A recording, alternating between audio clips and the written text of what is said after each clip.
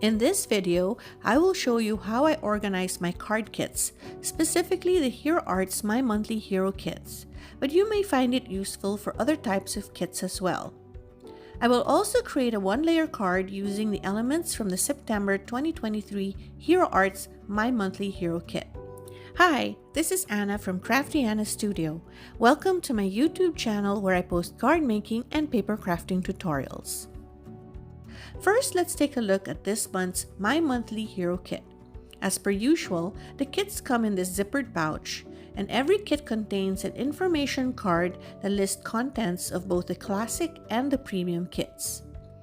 In this month's kit, we have a 4x6 stamp set filled with fall-themed sentiments, a beautiful window cover die full of mushrooms and foliage,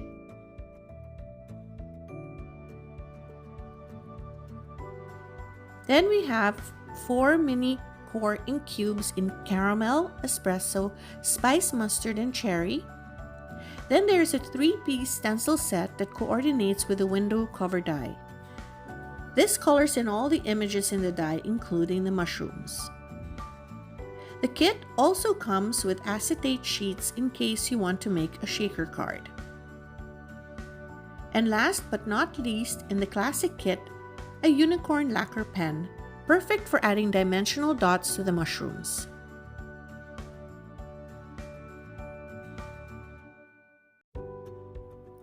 If you're a subscriber to the premium kit, you get additional goodies.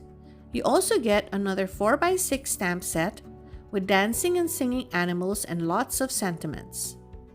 I will make a card later using this stamp set. There is also coordinating frame cuts, a full-size contour ink pad. This stamps a light gray image perfect for no line coloring.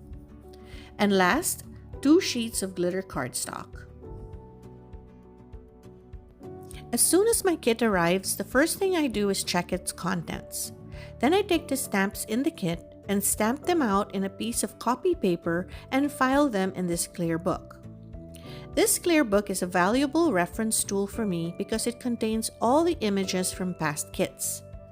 I just take the stamp set, peel the plastic backing, apply black ink, and stamp it on the paper, leaving a gap on one side to write down the contents of the kit. For the September kit, I had already stamped it out, adding both stamp set to one sheet. Then I wrote down the contents of both the classic and the premium kit. I tried to do this system electronically on my computer, but I found it too cumbersome to boot up my computer and search for the appropriate stamp.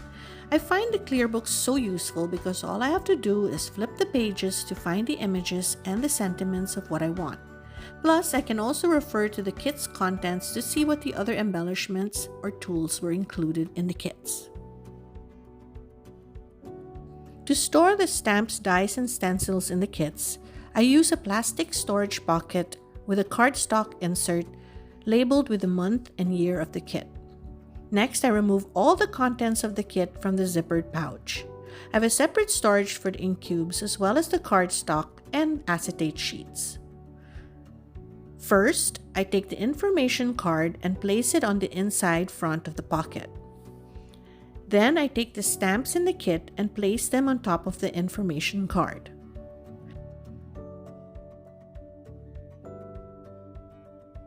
Then the dies go in a magnetic sheet and placed at the back. I don't have a magnetic sheet with me now, but I will show you what it looks like later. And if the kit comes with a stencil, I place that in as well. I store all my kits in this clear acrylic refrigerator bin. This is actually the second bin. The first one is pretty stuffed. They are all sorted by month and year. Here is a sample of another kit. I have the label and the information card and stamp in front, and at the back the die, stencil, and a cling stamp. Now that I'm done with the September kit, I can file it chronologically in the bin. Oh, and there's one more thing that I do. Sometimes when I'm mass producing cards or I just feel like coloring images, I stamp them out and store them in this box. I place the images in little Ziploc bags sorted by month and year. As you can see, there are a lot of pre-colored images already from past projects. So if I need to make a card with a certain theme in mind, I can pull out this box and sort through them. For the September kit, I stamped some images and colored them. It's something I enjoy doing while watching TV or listening to music. So let's make a simple one-layer card. First, I take an 8.5 by 5.5 piece of heavyweight cardstock, then score it 4.25 to create a side folding note card. Then I take a strip of washi tape. Here I'm using Post-it tape. I place it horizontally on the lower part of the front of the card panel, about a quarter of the way up, and use the lines on the grid mat to make sure it's straight. Then I take Spicy Mustard ink cube from the kit, and with a small blending brush, I start to ink blend the background.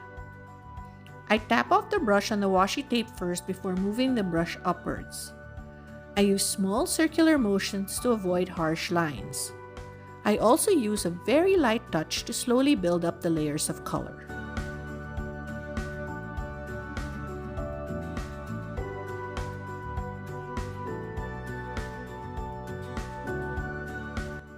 Once I'm satisfied with the blending, I remove the washi tape and place it on the upper half of the horizon line, masking off the background. Then I take caramel ink and ink blend the ground. I use the same circular motion with a very light touch, slowly building up the color as I move along.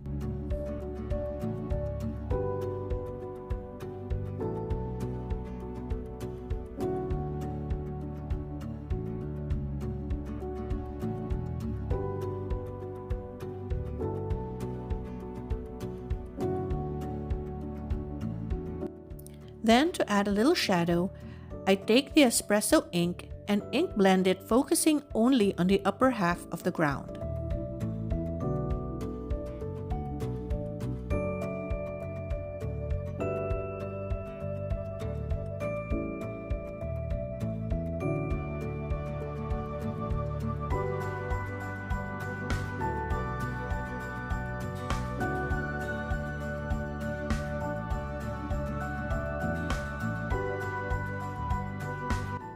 Next, I open up the card and ink blend using the same colors on the inside, lining up the washi tape in the same area as the front of the card.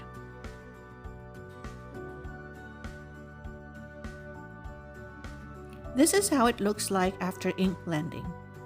Then I take two of the pre-colored images I stamped from the kit and place them in front of the card just to double check the placement. I remove one animal image, and with the one on the left, I place the coordinating frame cut on top.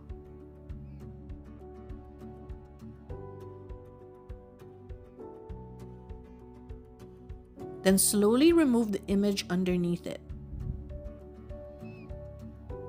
Then I add washi to secure it in place. I will die cut this off camera.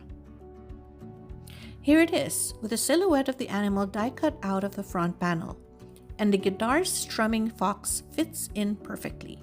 Next, I will add glue to the back of the fox and insert it in the die cut area.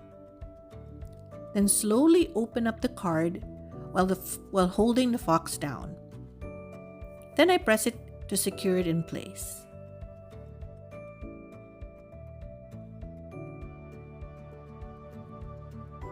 Then I take the other image.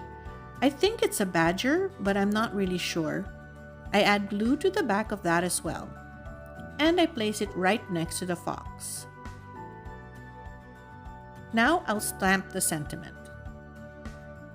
For the front of the card, I will use this "I am doing a happy dance" sentiment, which I think is so perfect. Using a MISTI stamping tool, I place the sentiment right above the horizon line. Close the door to pick up the stamp. Then ink it up using black intensified ink. I just need to stamp it once to get a nice crisp image. Twice if the paper has texture.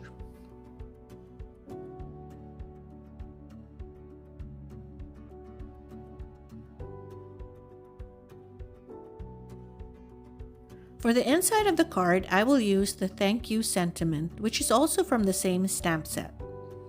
And I stamped that out too with the same ink.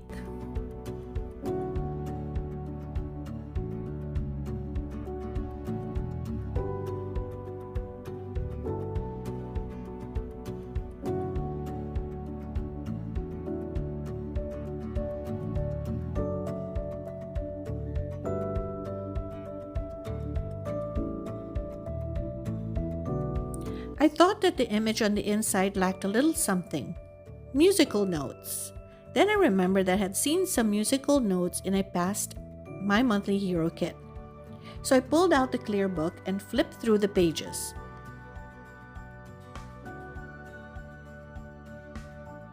Then, there it is, musical notes in the February 2019 kit. This is the one with the 1920s theme. While I stamp out the musical notes, I'd like to ask you, do you have organization tips for storing your kits? If you don't, do you find my way of organizing them useful? This is just how I do it, and it works for me. Let me know in the comments below if you do have your own way and if you have some tips so we can all learn from each other. I hope you found this video inspiring, and please consider subscribing to my channel.